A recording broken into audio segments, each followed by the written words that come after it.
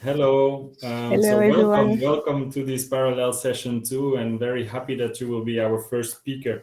So Melissa Rousseau is working at the Royal Museum for Central Africa in Belgium, and today she will talk about Yangambi's Wood Biology Laboratory, knowledge generation for tropical forest ecology and management. Melissa, thank you very much, and the floor is yours. You can share your presentation. Thank you very much, Mark. Okay. 1 minute before I will switch on again my camera so that you know that your time is finished, right? Okay, right. Can you see my presentation? Yes, we can see your presentation. Perfect. Thank you. Okay, perfect. Thank you very much. So, hi, everyone. It's my pleasure to present you our laboratory we had the opportunity to install in the heart of the Congo Basin forest. I would just like to briefly introduce the Royal Museum for Central Africa. So it's a federal scientific institute founded in 1897. And its purpose is to be a center of research and knowledge dissemination on present and past societies and natural environments of Africa. And in this museum, you have several departments, and the wood biology service is part of the biology department. So in our service, we study tropical African trees to contribute to forest ecology, but also to support sustainable wood production in tropical Africa. We also have Xylarium, a reference wood collection with more than 80,000 wood samples that come from all around the world. And the research we are conducting is based on this Xylarium, but also on field work. We have several ongoing projects, but one of those projects is the Forêt project in the DRC. And this means the Forêt project means development, university training, and scientific research for better management of natural resources. It is a project funded by the European Union and led by the Center for International Forestry Research, CIFOR. This project started in 2017 and has multiple international and local partners, as you can see on this slide. So the two local partners are the University of Kisangani and the INEHA, National Research Center in Agronomy. The activities of the Forêt project are conducted in a landscape along the Congo River between the city of Kisangani and Yangambi. So in Kisangani, there is, of course, the University of Kisangani, where we conduct most of the academic part of the project. And there is Yangambi, where you can find the INEHA, the research center. But there is also a UNESCO Man and Biosphere Reserve. And it's in Yangambi that we had the opportunity to build this wood biology laboratory. And the aim was really to be able to study trees, tropical trees functioning on site just next to the tropical forest. This lab was opened in April 2019 and is equipped with state-of-the-art microscopes and equipment. There are 4 different spaces, but I will explain it maybe a little bit later. And our main goals are research, capacity building, and assistance to various partners. Regarding research, Congolese and international scientists can conduct research on wood anatomy, so study the structure of wood, but also on dendrochronology, meaning the study of dated tree rings and the study of growth as well. And those studies aim to better understand forest contribution to climate change mitigation and adaptation. We explore topics such as tree growth patterns and functional traits, forest dynamics, vegetation history by studying charcoal that are present in the soil, wood properties, carbon stocks, of course, or trees' responses to stressors. You can see on the different images here we are following leaves phenology, for example. We also study cambial phenology. And here on this picture, you can see a trial that we set up with a local company. And what is really interesting is that we can collect samples in the field and directly bring them to the laboratory. And depending on what we need to analyze, we can prepare those samples in our wood processing workshop. We can, for example, send stem disc that will be analyzed afterwards to study the tree rings or to measure the tree rings. Or we can cut small blocks to be able to make thin sections, as you can see here, and then we can observe those thin sections under the microscope to study wood structures and cells. Regarding capacity building, those activities are carried out for Congolese stakeholders, both from the private and the public sectors that are involved in forest management and timber trade. Those activities include, for example, training in timber identification. We had the opportunity to organize a training in collaboration with the FAO. And regarding academic components, the lab hosted several master students from the University of Kisangani and is currently hosting several PhD students from the University of Kisangani, but also, for example, from the University of Ghent or the University of Liège. The lab is also playing a key role in setting up of a South-South partnership with so far Madagascar, Namibia, and South Africa. In the context of large-scale plantations and other agroforestry systems currently set up in Yangambi landscape, the lab was also involved to help identifying species to be planted. So this is part of what we call the assistance to varied partners. We can also help with wood identification to support legal logging and timber trade. So this lab offers a unique opportunity to study wood and tropical trees and build capacity on forest ecology and management right next to Central Africa's forest. And we are very open to partnerships. So if you want to contact us, please do not hesitate. For more information on our wood lab, you have those different links.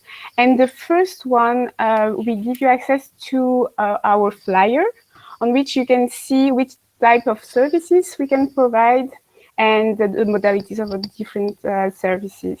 So please do not hesitate to contact us, and thank you very much for your attention. Thank you, Melissa, for your presentation and presenting the laboratory, which looks quite impressive there, middle in the forest, I would say. I'm seeing that you get a lot of applause, so this is excellent. You are also pretty much in time, even we have 5 minutes. If there would be any question, please drop them in the chat. If not, I'm sure you will be able to see Melissa in the coffee room or still in this room where you can chat directly with her. No, I see. Thank you so much for your presentation from Tamirat. Thank you very much. You're welcome. Okay. Melissa, I think there is no real question, which with presenting the lab, people might contact you for potential partnerships, I guess, because this is very interesting. Without delay, then I think we can go to the next presentation. And I would like to invite Emmanuel Kasongo, who will speak probably in French, if I'm not mistaken. Emmanuel, are you with us? Ok, c'est bon. Ah, c'est parfait maintenant, voilà, c'est parfait, merci. Ok. Ok. Je suis désolé donc, pour ça. Comme je disais que je vous présente une partie de notre recherche doctorale et cette partie concerne la partie de l'urgence, le besoin urgent pour surveiller le changement climatique en vue d'améliorer les politiques et les stratégies pour la gestion durable des forêts du bassin du Congo dans les contextes du changement climatique. Et voici un peu le plan de la présentation. Et comme je l'ai dit, cette présentation rentre dans le contexte dans le contexte de la gestion de forêt et changement climatique, et principalement l'adaptation et les mitigations. Et comme vous le savez aussi très bien, dans l'adaptation, il y a la partie de la vulnérabilité des populations forestières, mais aussi la partie de la vulnérabilité des forêts elles-mêmes. Et sur cette base, il nous est conseillé de pouvoir, par rapport aux réponses des forêts face au changement climatique, d'étudier principalement l'arbre comme individu qui essaye de présenter des résultats importants. Et notre travail a 3 parties. Donc, une partie sur la question de la gestion d'un groupe d'espèces, et puis après, la question du changement climatique, et après, voir les réponses des forêts ou des arbres face au stress climatique. Et ici, nous vous présentons cette partie de l'analyse du changement climatique. Et vous le savez très bien que comprendre les impacts du changement climatique sur les forêts du bassin du Congo est la clé pour prédire l'avenir de la Terre. Et ici, il faut savoir que la surveillance en termes de surveillance forestière augmente quand même lentement, mais les données climatiques sont dramatiquement faibles. Et pour cela, au niveau du bassin du Congo, la plupart des données climatiques sont dérivées des satellites, mais au niveau du bassin central du Congo, il y a manque de couverture de ces différentes données. Voilà pourquoi il y a importance de pouvoir continuer à enregistrer ou à surveiller les climats au travers les observations climatiques. Et ici, nous vous présentons les enregistrements ou les observations de 61 ans, depuis 1960 à 2020, à Yangambi, au cœur du bassin du Congo, où nous avons mené cette recherche. Et ici, vous voyez une ancienne photo de 1954 et une nouvelle photo de 2019, pour vous dire que c'est quand même important, cette position stratégique de Yangambi. Et comme résultat, depuis de 1960 à 1980, dans le bassin du Congo, il y a eu plus de 1219 stations climatologiques. Et de 2000 à 2020, il n'y a que 727 stations climatologiques, ce qui fait un déclin ou un taux de décroissance de 40%, de plus de 40%. Donc, il y a disparition de 492 stations climatologiques dans le bassin du Congo, ce qui demande cette urgence de pouvoir continuer à surveiller le changement climatique à travers la disponibilité des données qui sont enregistrées au niveau du sol. Et Yangambi, pourquoi? Parce que Yangambi a des infrastructures importantes de recherche. Yangambi dispose d'une station climatologique qui est centrale. Yangambi dispose des archives depuis 1918 jusqu'aujourd'hui. Et là, nous avions essayé de collectionner ces données, de les digitaliser et de pouvoir les reconstituer pour former une bonne base de données presque unique. Et nous avions essayé de faire une comparaison, d'abord par rapport aux anciens instruments et aux nouveaux instruments pour voir si les données se corrèlent. Et là, le résultat nous prouve que il ne se pose pas le problème de matériel, quel que soit le matériel utilisé depuis 1918, 50, 60, 80 jusque maintenant, les données les résultats sont presque les mêmes. Et voici quelques résultats phares. Il y a je pourrais dire que dans le bassin de Kouwa-Yangambi, nous avons trouvé une tendance décroissante de nombre de jours de pluie, mais une forte croissance d'intensité des pluies. Ce qui fait que le nombre de pluies diminue, mais lorsqu'il pleut, il y a une forte quantité de pluie. Et les précipitations totales sont restées constantes. Les précipitations de la saison ont diminué. Les indices de saisonnalité ont augmenté. Et ces observations indiquent une forte évolution en cours du régime des précipitations vers un climat plus saisonnier, avec des saisons sèches plus longues et des saisons plus courtes. Et au niveau de la température, il y a une augmentation de la température durant notre observation de 0,18 degrés Celsius, qui est cohérent avec la moyenne de l'augmentation de la température globale. Et il y a une tendance décroissante de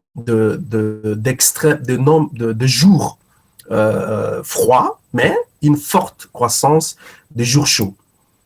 Et pour essayer de vous présenter par rapport maintenant à la comparaison de nos données avec les données issues de satellites, nous avons utilisé les données de JPCC, TRM et CRE, et nous avions essayé de comparer la partie Yangambi avec une partie de l'eau Ghanéenne.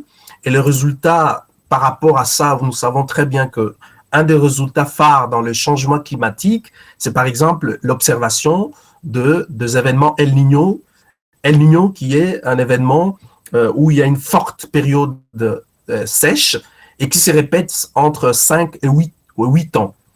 Et nous avions essayé de tenter de comparer nos données avec les données issues des satellites pour voir si nous pouvons essayer de trouver des résultats similaires. Et effectivement, il y a des résultats similaires. Et parmi ces résultats similaires, nous avons trouvé les signaux d'El Niño. Et comme vous le savez très bien, il y a El Niño de 1987, El Niño de 2007, 83, 2007 et 2015-16. Et par rapport à la comparaison des données dans la région des Yangambi, des données climatiques des Yangambi et les données climatiques issues des satellites, il y a toujours cette forte similarité de résultats et la présence toujours d'El Niño. Ça, c'est juste un exemple de comparaison de nos données avec les données ici de satellites. Et l'application maintenant de cela. Donc, à partir du moment où nous essayons de confirmer qu'il y a changement climatique dans la région où nous étudions nos forêts, nous essayons maintenant de voir comment ces changements climatiques impactent sur la croissance des arbres et par là, la croissance des forêts ou la dynamique forestière. Et là, nous faisons des inventaires, nous extrayons des carottes et nous essayons, pour nous, par rapport à notre recherche, d'analyser le vaisseau et les cernes de croissance, tout simplement parce que à partir des vaisseaux, nous pouvons comprendre l'adaptation et la vulnérabilité hydrique des arbres.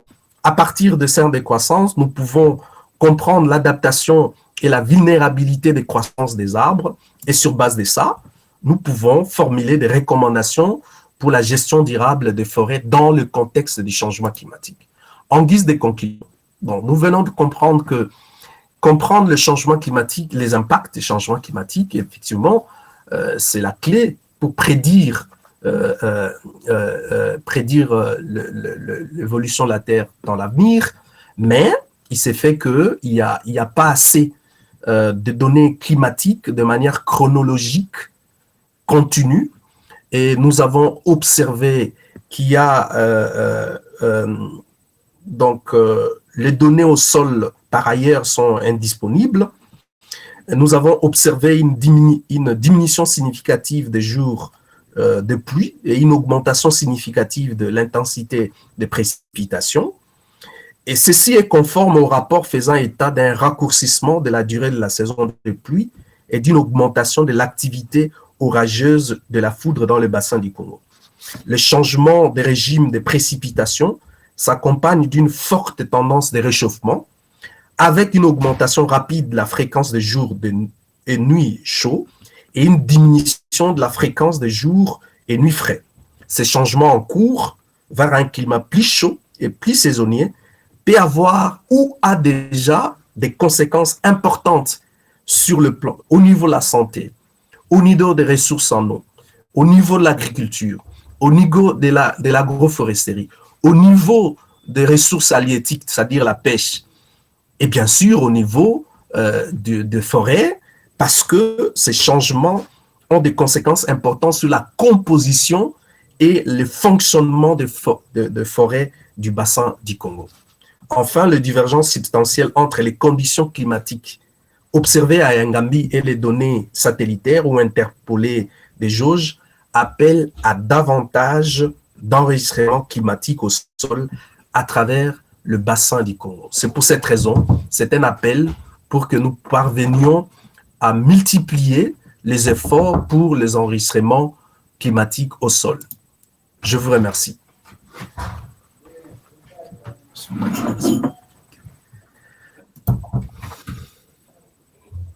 Merci beaucoup.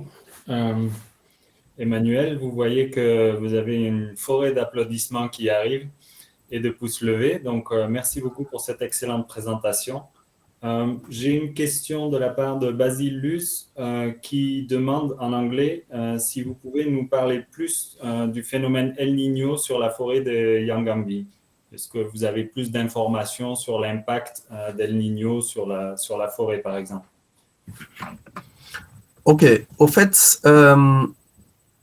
d'abord ici, c'est une confirmation de la présence des signes El Niño au niveau de la recherche climatique d'abord. Et donc, à partir du moment où nous avons cette confirmation scientifique, on peut maintenant aussi arriver à observer ces signaux au niveau, par exemple, il le sait très bien, au niveau de l'arbre. Cela peut s'observer à partir de l'analyse, par exemple, des cernes de croissance, en faisant une sorte de synchronisation ou de corrélation entre les données climatiques et les données issues de largeur des cernes de croissance. On peut arriver à observer cela. Ou simplement à partir de l'analyse des cernes de croissance, tout en mesurant les largeurs des cernes et en faisant la datation. Cela peut être fait sur base de la méthode de visualisation ou sur base de méthode de carbone 14, où on peut arriver à dater nos arbres et à estimer leur âge. On peut, sur base de ça, comparer le résultat de la dynamique de croissance, bien sûr daté de nos arbres, en comparant avec les années El Niño qui sont connues.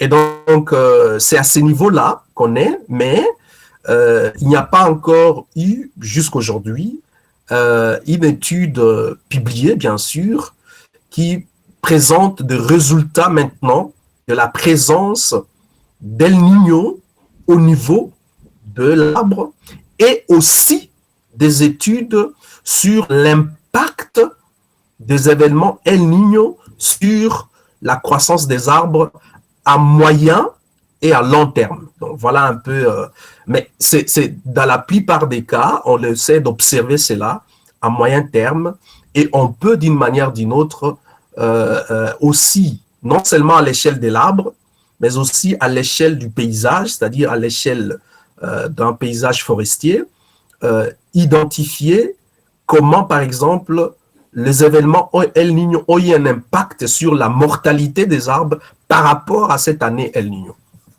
Voilà. Merci beaucoup, Emmanuel. Je me demandais, puisqu'on a un peu de temps, puisque nous avons un des présentateurs qui n'a pas pu venir finalement, je me demandais si vous comparez aussi ce que vous faites dans la forêt donc de Yangambi, dans ce milieu tropical, avec ce qui se passe dans d'autres milieux tropicaux. Est-ce qu'on retrouve les mêmes phénomènes ou est-ce que c'est vraiment localement ou on va dire régionalement spécifique? Excuse me, sorry. Can you, Emmanuel, please stop sharing your screen and we can see Vous your pouvez faces. arrêter Okay. Thank you. Oui, au fait, c'est une très belle question. D'abord, par rapport à notre méthodologie pour arriver à extrapoler le résultat mené au niveau des Yangambi, nous avons d'abord utilisé les données satellitaires, bien sûr, qui couvrent d'autres régions qui ont la même similarité de formation forestière ou végétale avec notre région des Yangambi. Et sur base de ça, arriver d'abord à comparer s'il y a une sorte de tendance similaire des données et arriver à observer aussi les deux niveaux ou les deux types de conditions climatiques de deux régions. Et ça a été confirmé. Et nous avions en deuxième lieu essayé maintenant aussi de comparer les études menées dans d'autres régions similaires à notre région en termes de type forestier pour voir comment ça évolue. Effectivement, la même méthodologie a été utilisée par le groupe de chercheurs Emma Bush qui a publié en 2020 ici un très bel article dans la région gabonaise, en faisant pratiquement la même chose. Et effectivement, c'est par là que nous sommes arrivés à la conclusion que nos données ou nos résultats sont conformes au rapport faisant état d'un raccourcissement de la durée de la saison de pluie et d'une augmentation de l'activité orageuse de la foudre dans le bassin du Congo. Mais cela veut dire tout simplement que il y a une forte évolution en cours du régime des précipitations vers un climat saisonnier dans le bassin du Congo. Ce qui fait que de plus en plus, le bassin du Congo devient plus chaud qu'il y a quelques années. Ouais. Donc ça, c'est vraiment la réponse de la recherche climatique qui nous présente d'abord ces résultats-là dans le bassin du Congo. Voilà. J'ai Christian Lume qui me demande, vous parlez d'une différence des données entre les recherches de Yangambi et les données satellitaires. Pourquoi? Pardon? En fait, dans ce que vous dites, Christian dit que vous voyez des différences entre les recherches que vous avez à Yangambi et les données satellitaires. Et il questionne pourquoi ces différences. Oui, les différences, comme je l'ai dit en conclusion, les divergences substantielles entre les conditions climatiques observées à Yangambi et les données satellitaires ou interpolées des jauges, au fait, il faut savoir qu'il y a toujours des petites différences parce que ici, d'abord, notre base de données climatiques observées au niveau du sol sont d'abord des données journalières. Okay? Et dans la plupart des cas, pour le satellite, c'est mensuel, ainsi de suite. Et deuxièmement, souvent, il y a souvent une sorte de surestimation par les données issues de satellites ou sous-estimation. Sur la base de vos instructions, et aussi, il est recommandé de pouvoir, pour une forte résolution statistiquement des résultats, il est recommandé d'utiliser plus les données issues des stations au sol. Mais comme je venais de le présenter, il y a un fort déclin de cette situation et alors on essaye d'une manière ou d'une autre de pouvoir utiliser en même temps les données satellitaires, bien sûr qui ne couvrent pas l'ensemble du bassin du Congo, mais il est recommandé pour pouvoir, par exemple, prouver la fiabilité de vos résultats issus de données au sol, de faire d'abord une sorte de comparaison. Si la différence est extrêmement, l'écart est très grand, alors il faut arriver à trouver d'autres solutions. Voilà. Merci. Alors, j'ai une dernière question de John Vandal qui demande si votre recherche étudie aussi la perte de la forêt dans la région. Est-ce que vous avez des données sur cela?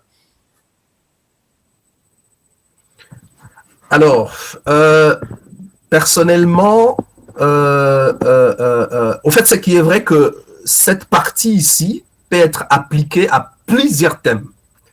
Hein, comme je venais de le dire, non seulement dans les secteurs forestiers, à partir de la confirmation du point de vue scientifique de l'analyse du changement climatique, qu'il y a un changement, à tel degré, comment ça évolue, ainsi de suite, on peut arriver maintenant à appliquer cela sur d'autres secteurs.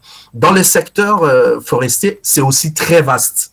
Dans la relation entre les changements climatiques et les forêts, il y a plusieurs sous-thèmes qui sont dedans, mais je n'ai pas pu, ou dans la suite de ma recherche, c'est de ne pas appliquer cela sur comment cela impacte sur la dynamique forestière tout entière. J'ai choisi un groupe d'arbres, c'est le genre Antadophragma, qui constitue avec 4 principales espèces commerciales, très commercialisées dans les bassins du Congo. Et moi, j'observe son évolution par rapport à l'impact dû au changement climatique. Et par rapport à l'impact sur la disparition de forêts, la littérature enseigne.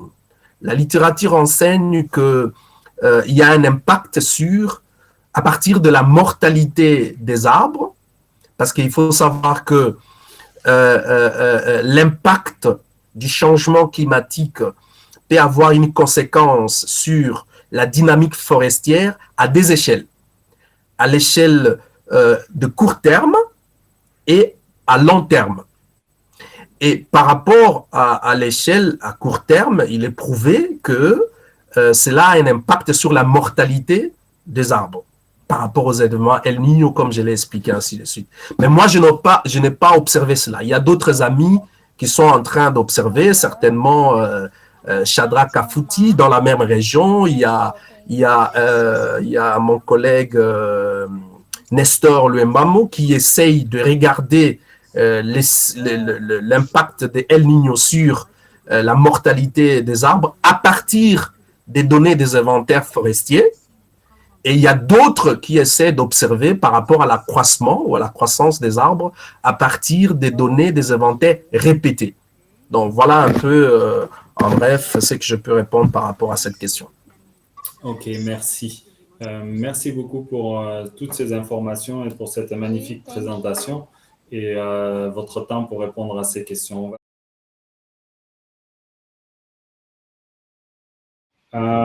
Meanwhile, we will get the presentation from Yannick Ouzeni Sikuzani. Bonjour, chers organisateurs. Donc, sur la base de vos instructions, j'ai préparé ma présentation en anglais, mais je vais commenter cela en français. Donc, mon thème, c'est la quantification de la déforestation du Miombo dans la réserve de biosphère de l'Oufira. On est là au sud-est de la République démocratique du Congo. Est-ce un argument pour son retrait de la liste mondiale des réserves de biosphère? Donc, je suis Yannick Ouzeni Sikuzani, agronome de formation, professeur à la faculté des sciences agronomiques de l'université de Lubumbashi et je suis aussi doyen de la jeune faculté d'architecture. La forêt claire de Miombo C'est un type particulier de forêt caractérisé par la prédominance des espèces végétales du genre Brachystegia, Julbernadia et Isoberlinia. Sur la base de la littérature, on signale que cette forêt couvre près de 2,4 millions de kilomètres carrés et s'étend sur près de 10 pays au niveau de l'Afrique de l'Est, mais surtout l'Afrique australe.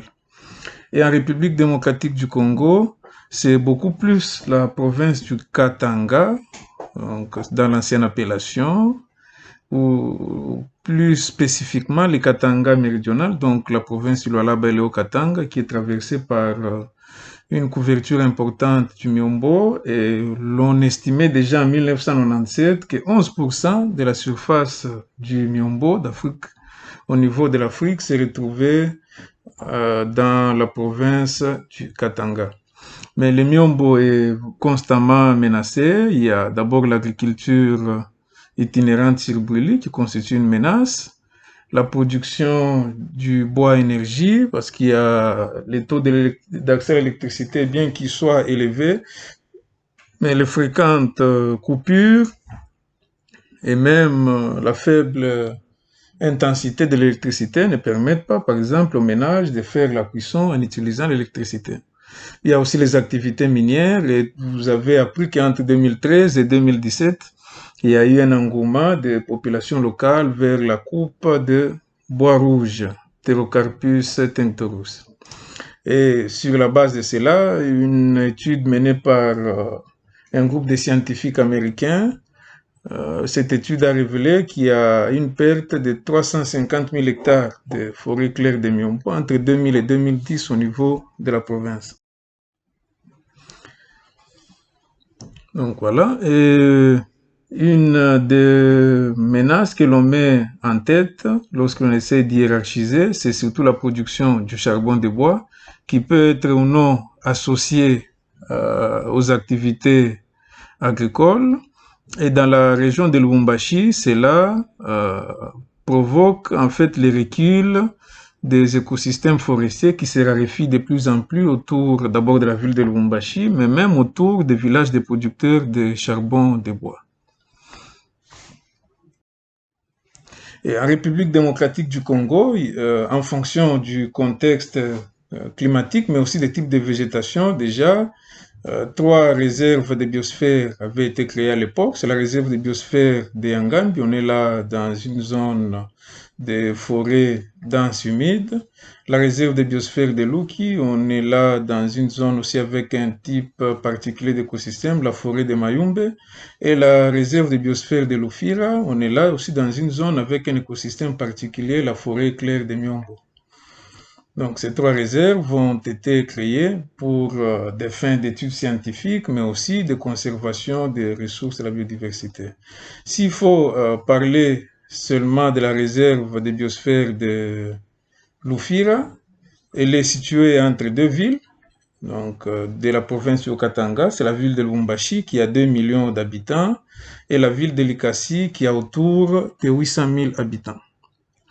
Donc, et cette réserve, comme toutes les autres réserves au niveau du pays, n'est pas clôturée, donc il n'y a pas une barrière qui empêche aux populations locales qui considèrent encore souvent que c'est leur territoire d'y pénétrer. Donc ces dernières pénètrent facilement pour réaliser telle ou telle autre activité parce qu'il n'y a pas suffisamment de gardes pour assurer.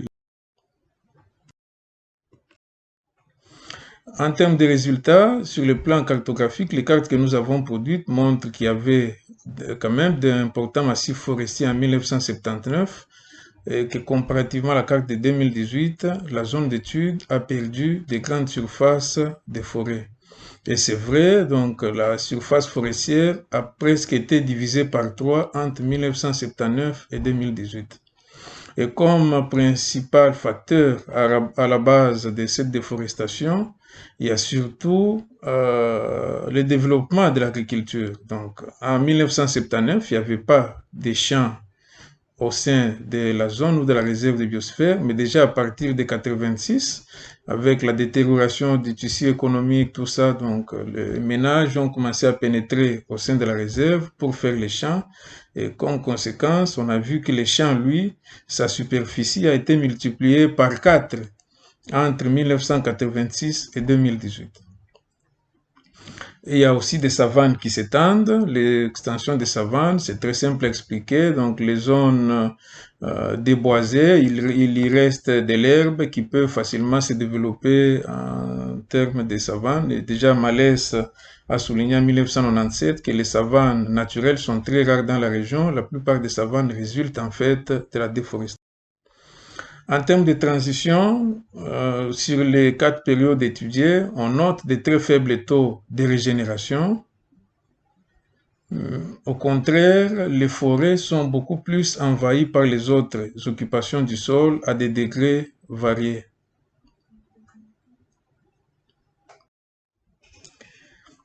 Pour l'évolution des nombres de tâches, nous avons noté que la classe des forêts a enregistré une augmentation du nombre de tâches au fil du temps, parallèlement à la diminution de sa surface. Et les processus alors de transformation spatiale caractéristique a été de type suppression, comparativement aux champs et jachères qui ont connu la création comme processus de transformation spatiale, c'est-à-dire que l'extension des champs dans la zone d'étude résulte non seulement de l'augmentation de leur surface, mais aussi de l'augmentation de leur nombre. Et le développement des savanes ici peut être aussi interprété par la coupe des bois qui d'abord au début était souvent sélective, mais déjà par cette sélection, il y avait les espèces d'arbres qui étaient ciblées, ce sont des espèces hôtes des chenilles. Donc aujourd'hui déjà dans la région, avoir des chenilles, ça devient très rare parce que la plupart d'arbres hôtes de chenilles ont été coupés pour la production de makala qui était appréciée. Makala, c'est le charbon de bois apprécié par le ménage comme étant de bonne qualité. Donc, comme la ressource en bois s'est raréfiée ou les bois appréciés, on a commencé maintenant à faire une coupe non sélective. C'est ce qui explique par moment que lorsque des vastes étendues, rachetées souvent par des citadins qui viennent avec tous les matériels comme des tronçonneuses, tout ça, sont déboisés. Il y a par la suite des savanes qui se développent dessus. À côté, bien sûr, du développement agricole comme menace en termes de protection de la réserve de biosphère de l'Oufira. Donc, en conclusion, nous pouvons dire ici qu'à l'absence de tout plan en termes d'utilisation du sol, donc la réserve de biosphère de l'Oufira risque de perdre son statut d'aire protégée, surtout lorsqu'elle aura perdu presque toutes les tâches de Miombo, comme je l'ai dit au début, en fonction des contextes climatiques, en fonction des végétations au niveau du pays, 3 réserves de biosphère ont été créées. Donc si les Miombo pour lesquels la réserve a été créée afin d'assurer la protection n'existent plus au sein de la réserve, donc c'est n'est plus important d'en garder. Et justement, donc, sur la base des résultats de nos études, il y a plusieurs voix qui s'élèvent au niveau de Kinshasa pour demander à ce que la réserve de biosphère de l'Oufira soit carrément retirée de la liste ou du réseau mondial des réserves de biosphère. Justement, par le simple fait qu'il y a une forte activité anthropique, l'agriculture, la production de charbon de bois pour approvisionner les 2 villes situées non loin de la réserve, Likasi et Lubumbashi, denrées agricoles, mais aussi en charbon de bois pour couvrir les besoins en énergie. Merci de votre attention. Donc j'ai préparé cette présentation parce que je ne sais pas si je serai connecté à 12h45, l'heure de ma présentation, ou que je ne le serai pas.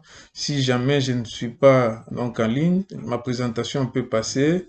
Il y a mon adresse mail, des questions peuvent toujours m'être posées et je répondrai avec plaisir aux questions. Merci.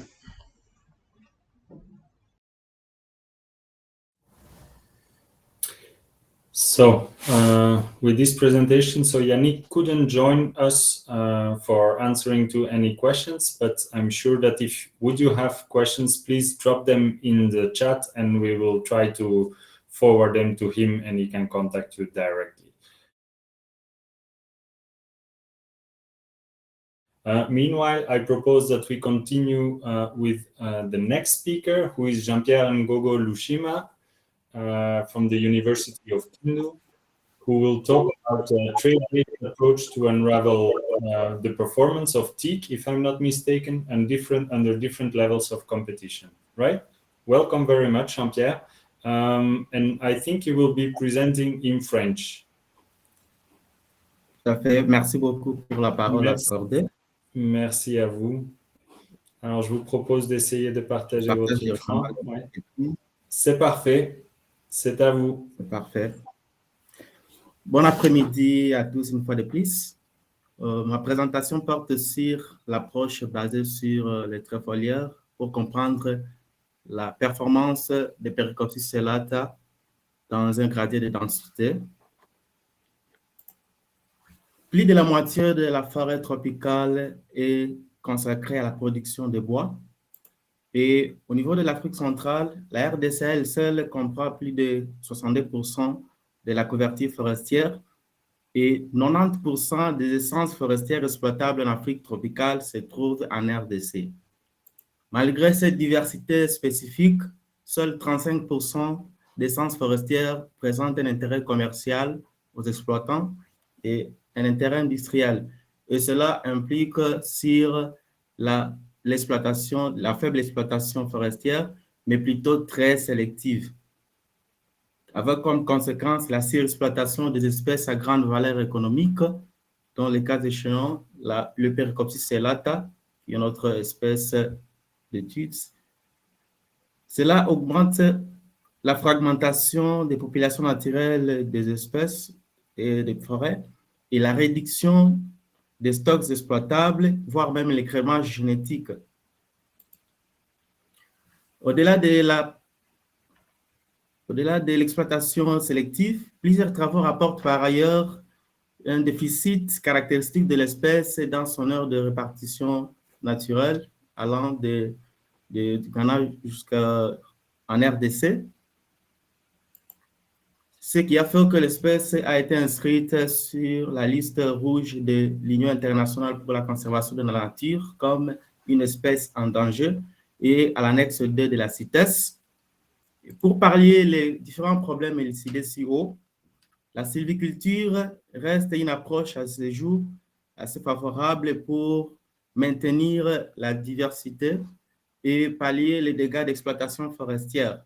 D'où l'importance d'analyser les effets des traitements sylvicoles pour augmenter la productivité dans les années à venir.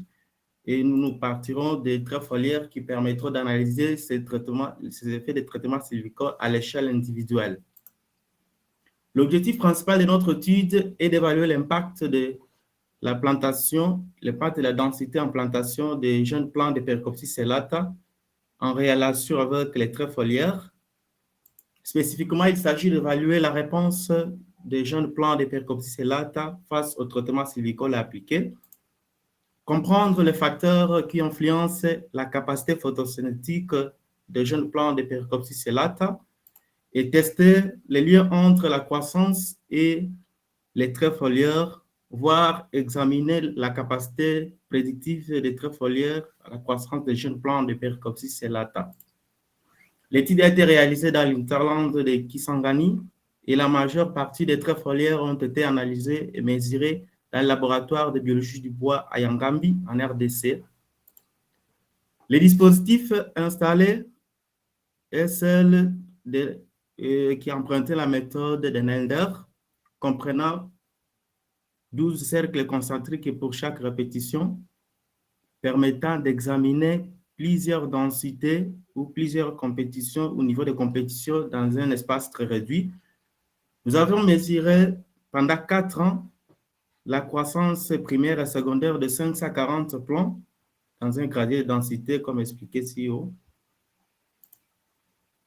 Mais pour mettre le lien entre la croissance et les traits foliaires, nous avions échantillonné 60 individus, car les traits foliaires permettent de voir la potentialité de croissance pour chaque individu à l'échelle individuelle.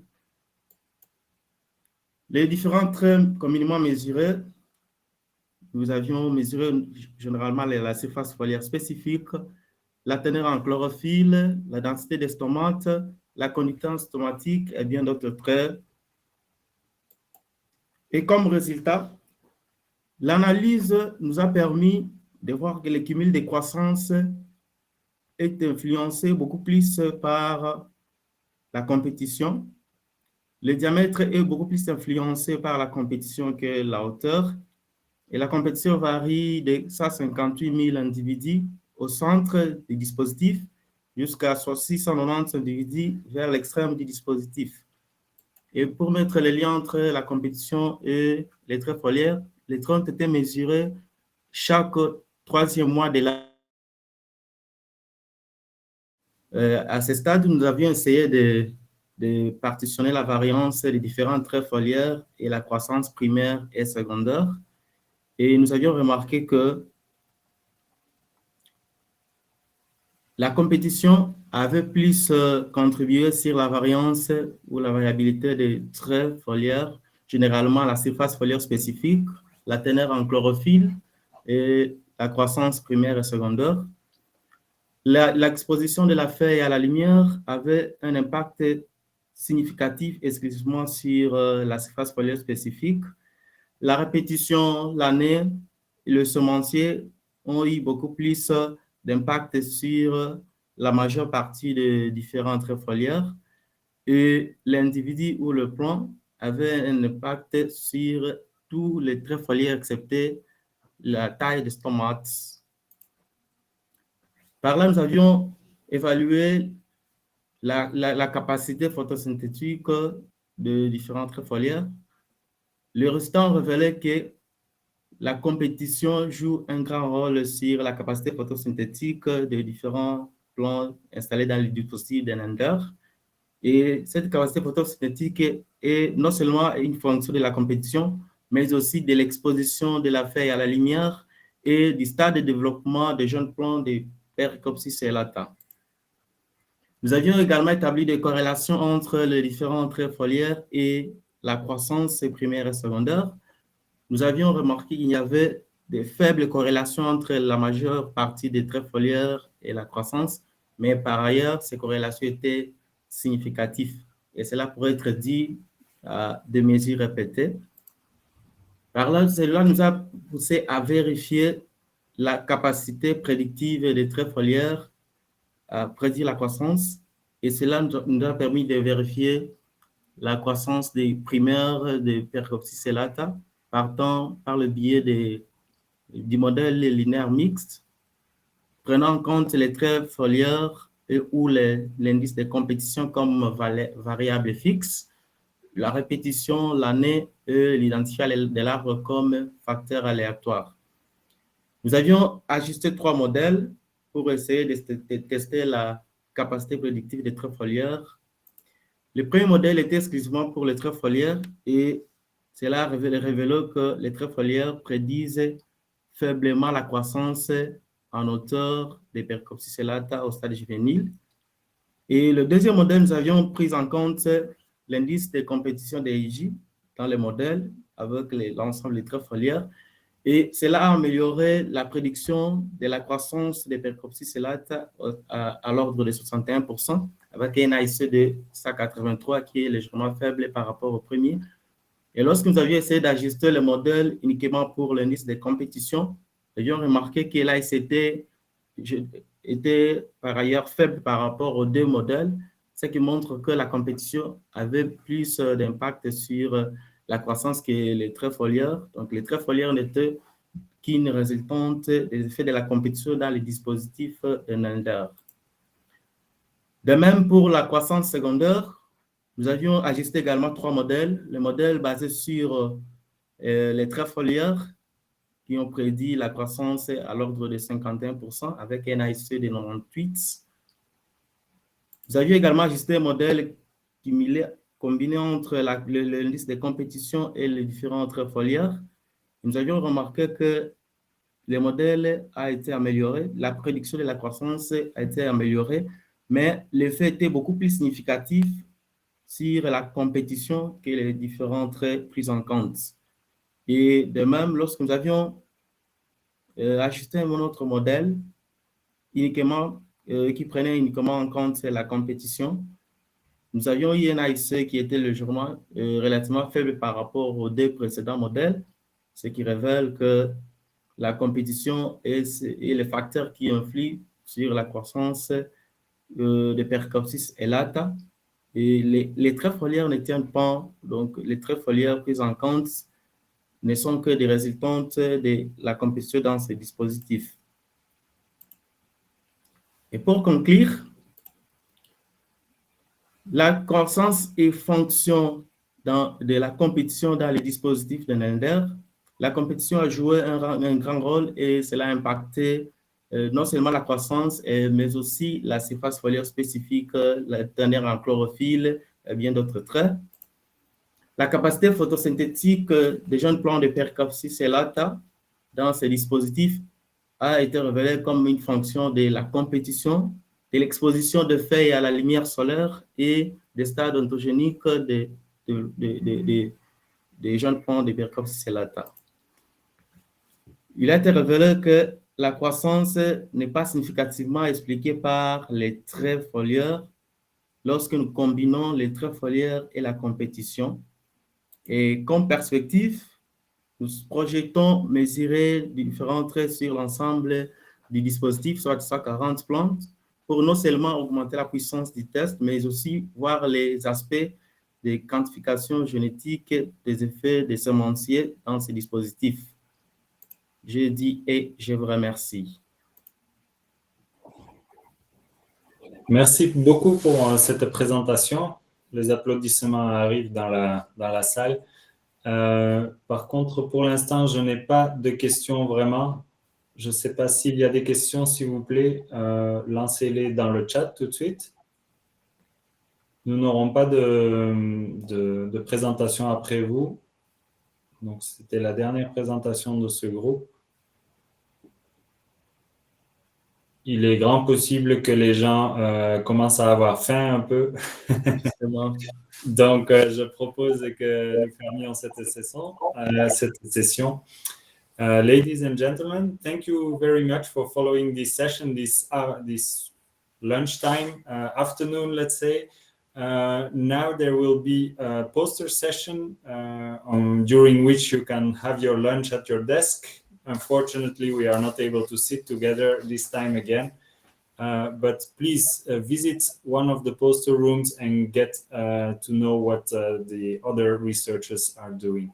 Again, I would like to thank all the speakers of this session for their excellent presentation and the public for their nice interaction and questions for the speakers. Thank you very much and have a nice afternoon, everybody. Thank you.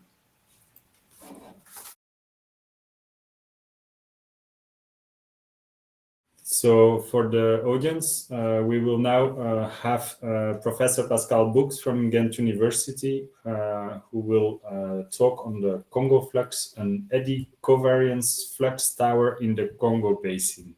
Very curious to hear about this.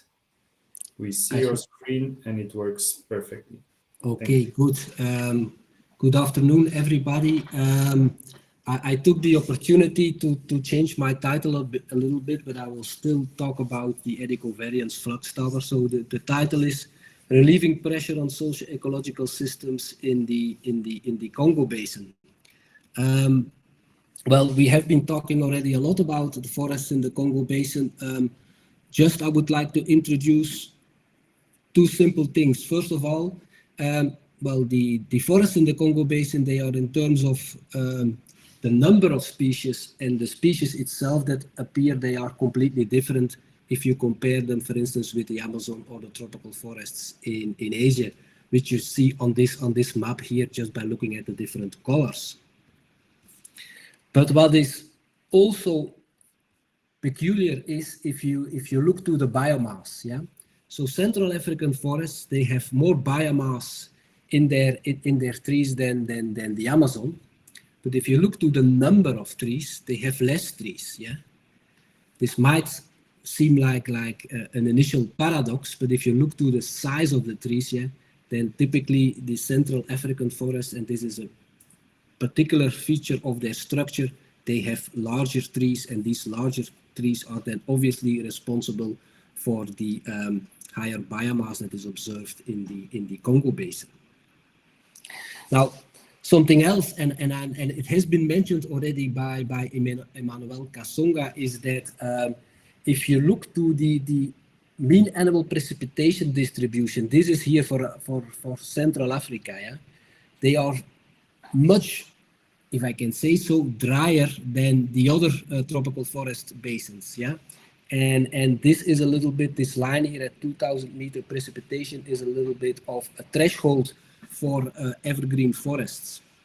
And then another striking difference between those three different tropical forest blocks is that you see again here in the middle is the Congo Basin. Is on the one hand, it's much drier. If you look to the daily precipitation, yeah, red is high, blue is low, but you also see a clear bimodality. Like here there is a wet season and you see the lighter yellow colors, you see two dry seasons. Now, also what controls, another aspect that makes them different, what controls photosynthesis, yeah, or vegetation productivity here, to make it short, in the Congo Basin, the main important driver is precipitation, yeah, while in the Amazon, this is solar radiation. Again, just an example of differences between those two tropical forest blocks, yeah. And then coming back to the, well, what we call the socio-ecological nexus of the Congo Basin, the main drivers, and it has been mentioned in the chat already, for deforestation in the Congo Basin is shifting agriculture, yeah, and you see a picture of that, yeah. This is a low productive type of agriculture, causing insecurity of the local population.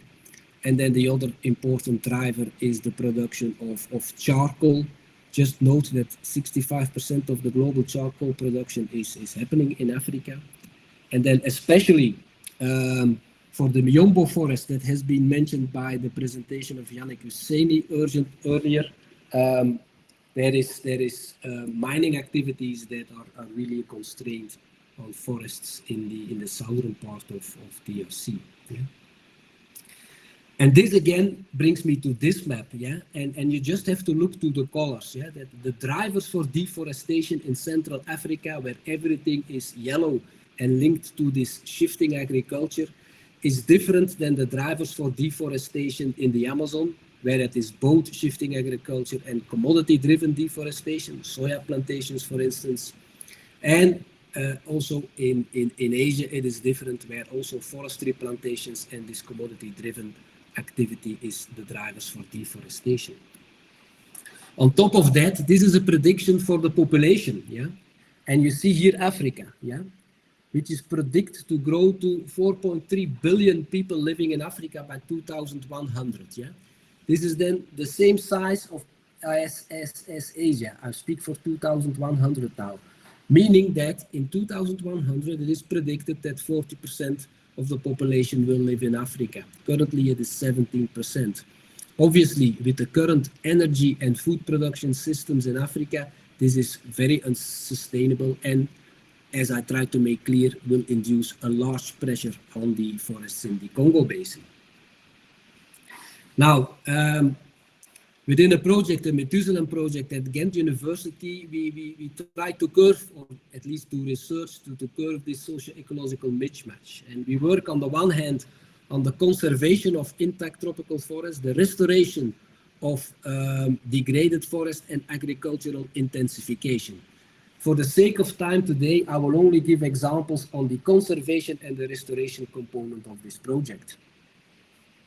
Now, first of all, the conservation. I mentioned this already. If you look here to Central Africa, yeah, as a so-called nature-based solution, this has the highest amount of carbon uptake per hectare and per year. You see here numbers of 0.7 carbon per hectare per year, and this is the most green color, and you see that other forested ecosystems, they have a lighter green color, showing they have a lower carbon uptake density.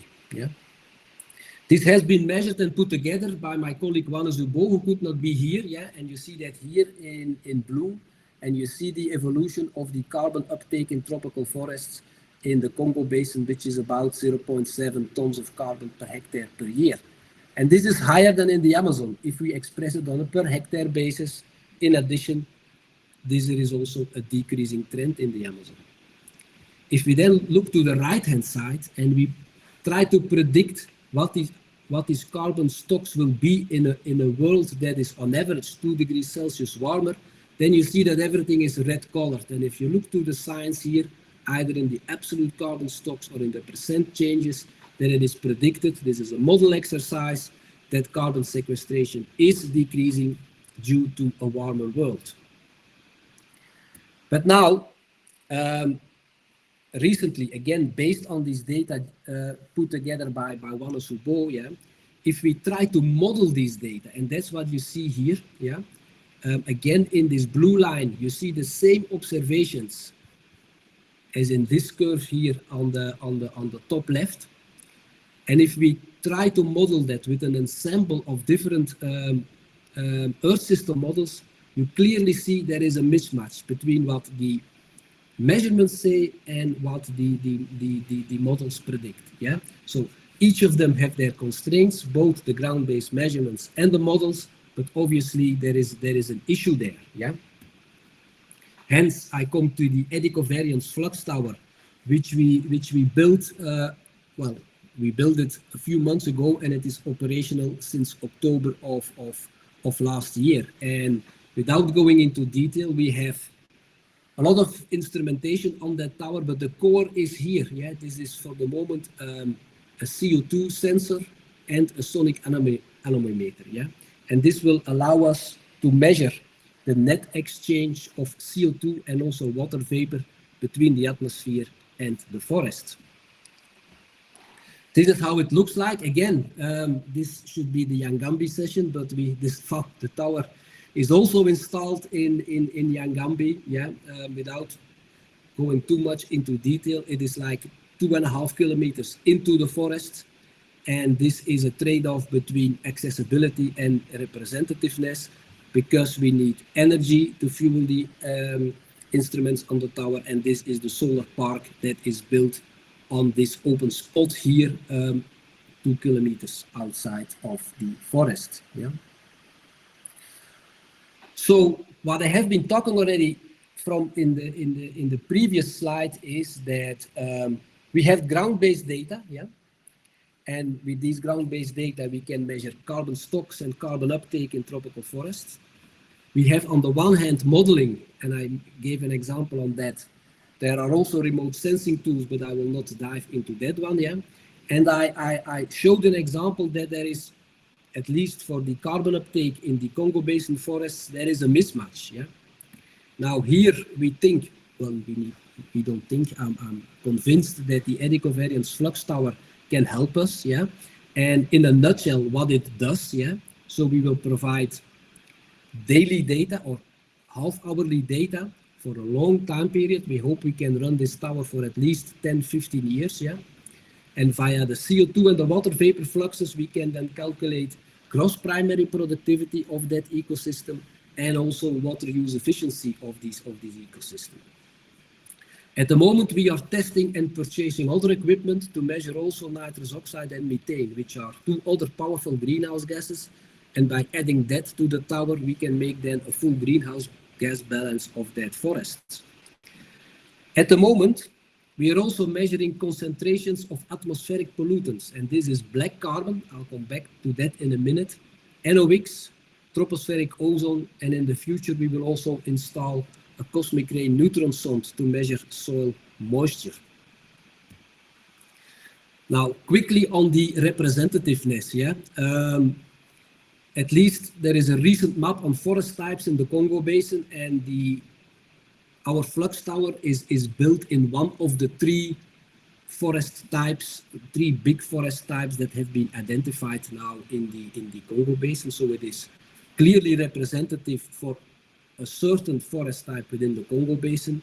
And again, without not going into detail, we really fill a blind spot because this is the first eddy covariance tower really in the heart of the Congo Basin where my laser pointer is now.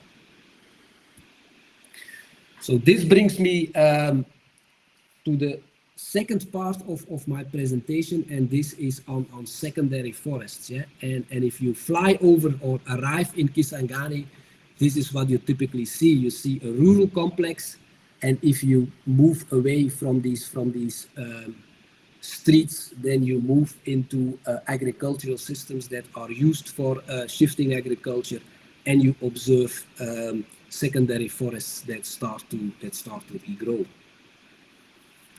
Another important pressure on the system is biomass burning, and you see here a map that shows the burned area globally, and it is expressed in percent per year. Yeah, and you clearly see that the area in the savannas north and south of the central Congo Basin are a global hotspot of biomass burning.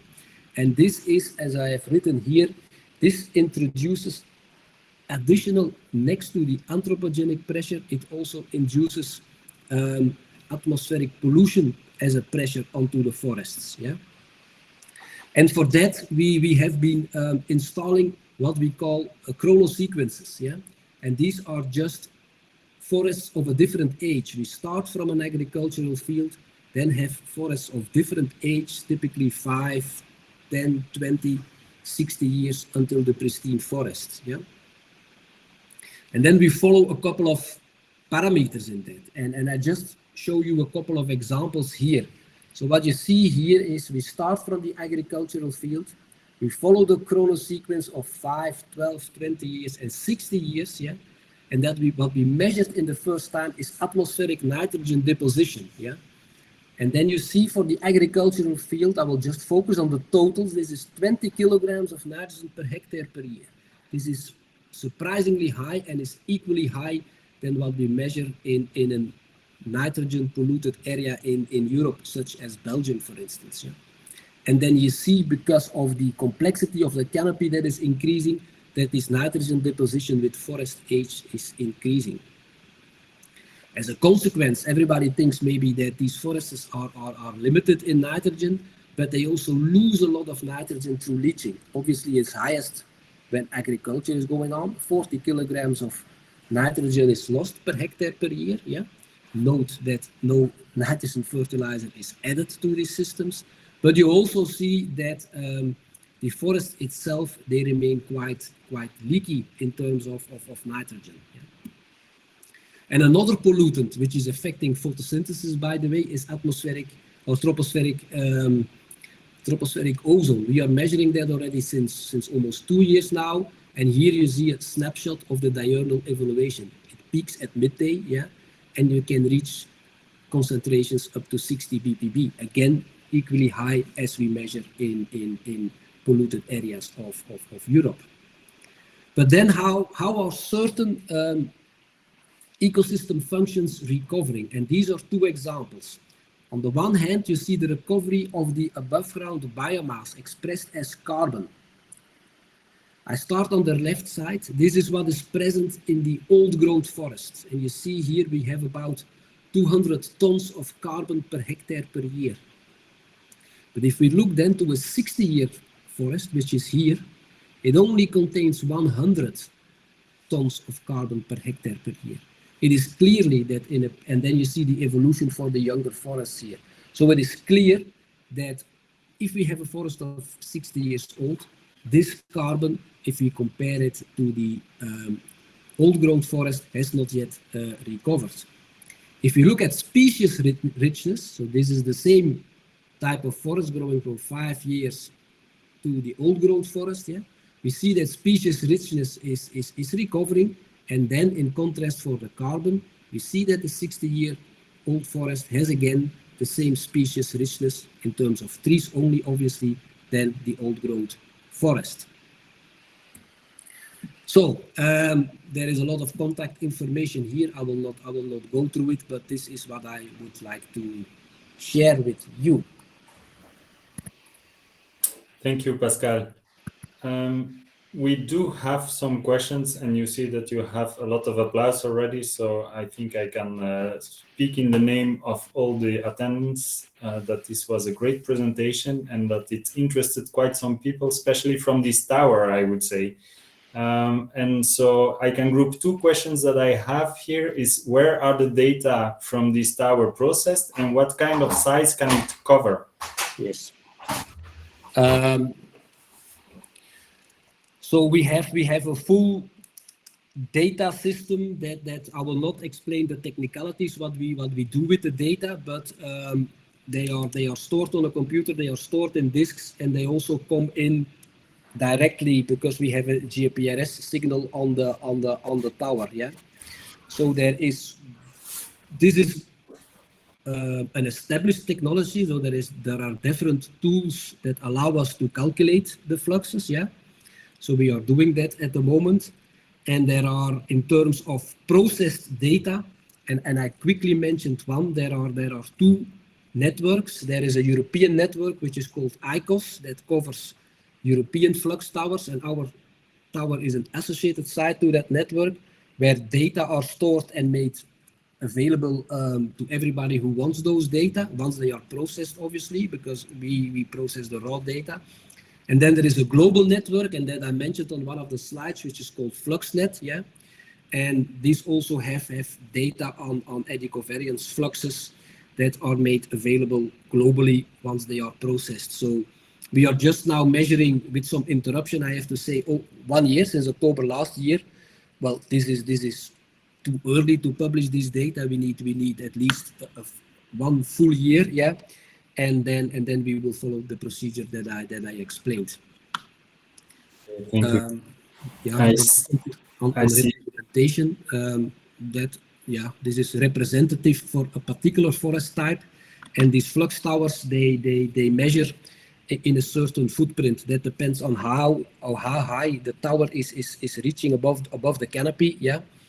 And this is also preliminary estimations, so the tower is integrating CO2 and water fluxes with roughly a 1 kilometer radius starting from the tower in a circle, obviously, but also depending on the wind direction. Okay, thank you. I do have another question. So a question about your nitrogen leaking.